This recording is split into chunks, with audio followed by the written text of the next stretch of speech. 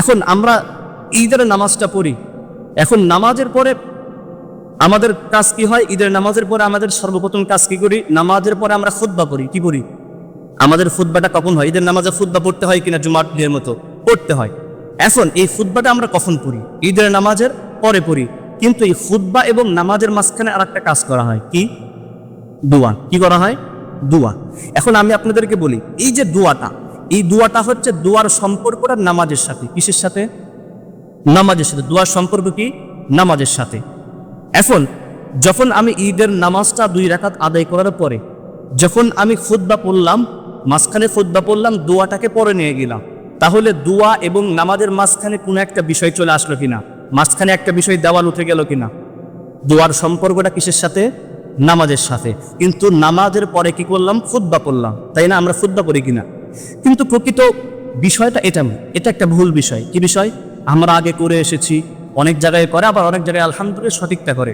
কিন্তু সঠিকটা হচ্ছে কি, যে আমরা নামাজের পরপরই যদি মোনাজাত করি, না করলে সেটা ভিন্ন বিষয়, কিন্তু যদি মোনাজাত করি, দোয়াটা হতে হবে নামাজের পরপর। কিসের পর? আমার কথা কি আপনারা বুঝতে পারছেন? দোয়াটা হবে কোন সময়? নামাজের পর। ছোট্ট করে দোয়া হবে, সেটা হবে নামাজের পর। এবং নামাজের পরে হবে দোয়ার পরে হবে খুতবা। কি হবে? দোয়ার পরে হবে খুতবা। এটা হচ্ছে উত্তম এবং সঠিক পদ্ধতি। আমি কি আপনাদেরকে বুঝাতে পেরেছি? কিন্তু আমাদের দেশের সিস্টেমটা এমন যে মানুষকে ধরে বেঁধে রেখে টাকা আদায় করতে হবে, এই করতে হবে, সেই করতে হবে। এখন দোয়া করলে তো মানুষ পালায়া চলে যায়। এজন্য কি করা হয়েছে? অনেক জায়গায় দোয়াটাকে পরে নেওয়া হয়েছে, যাতে করে কি মানুষ পালাইতে না পারে। কিন্তু পদ্ধতি এটা নয়। পদ্ধতি এটা কি? অনেকটা ভুল। আমাদের জন্য সঠিক পদ্ধতি কোনটা বলেন? নামাজের পরে ছোট্ট করে দোয়া হবে, দোয়ার পরে তারপরে খুতবা হবে, খুতবা শেষ, ঈদের কাজকাম আমাদের সব শেষ। এরপরে টাকা তুলবেন, আদায় করবেন, কি করবেন না করবেন সেটা তাদের ব্যক্তিগত বিষয়, ঠিক আছে না? এখন বলেন, এই যে আমি সঠিকটা উপস্থাপন করলাম, এখন আপনারা কোনটা গ্রহণ করবেন? আগে যেটা করেছেন টাকা আদায় করার জন্য সেটা গ্রহণ করবেন, নাকি যেটা সঠিক সেটা করবেন? সকলকে একমত হতে হবে, যেটা সঠিক সেটা করবেন কিনা।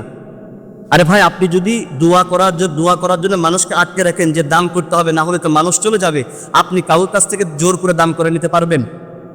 আমরা কি, যদি কেউ চায় আমাদের কাছ থেকে জোর করে দান করে নিতে পারবে? পারবে না। তাহলে কেউ যদি দান করতে চায়, অবশ্যই নিজের মন থেকে অবশ্যই দান করবে।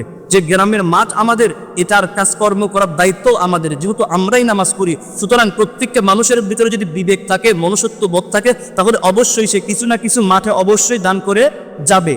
আর যদি কারোর ভিতরে যদি মনুষ্যত্ব না থাকে, যদি বিবেক না থাকে, সে দান না করে চলে যাবে। সেটা তার ব্যক্তিগত বিষয়। কেউ যদি দান না করতে চায়, আপনি কি জোর করে দান করে নিতে পারবেন? জোর করে কারো কাছ থেকে অর্থ নিতে পারবেন? পারবেন না। তাহলে দানের সঙ্গে দোয়ার কোনো সম্পর্ক নেই। তাহলে আমরা কোনটা করব? সঠিকটা করব। নামাজের পরে কি করব? ছোট্ট করে দোয়া করবো। লম্বা দোয়া করা উচিত নয়, ছোট্ট করে দোয়া করব, এরপরে খুতবা দিব। এখন কি আটলা দোয়ার পরে সবাই উঠে চলে যাবেন নামাজের পরে? খুতবা শোনা কি ওয়াজিব? সকলেই বলেন খুতবা শোনা কি? কেউ যদি খুতবা না শুনে কবিরা গুনাহ হবে, কি হবে? তাহলে খুতবা না শুনে যাবেন? খুতবা না শুনে যাবেন না, বরং খুতবা শুনবেন, মাঠে নিজের সামর্থ্য অনুযায়ী দান করেও যাবেন, উঠে যাবেন না ইনশা আল্লাহ। এই আমল সামনে থেকে জারি করবো ইনশা আল্লাহ, সঠিকটা করবো ইনশা আল্লাহ। আল্লাহ পাক রব্বুল আলামিন আমাদের সকলকে উক্ত কথাগুলোর উপর আমল করার তৌফিক দান করুন।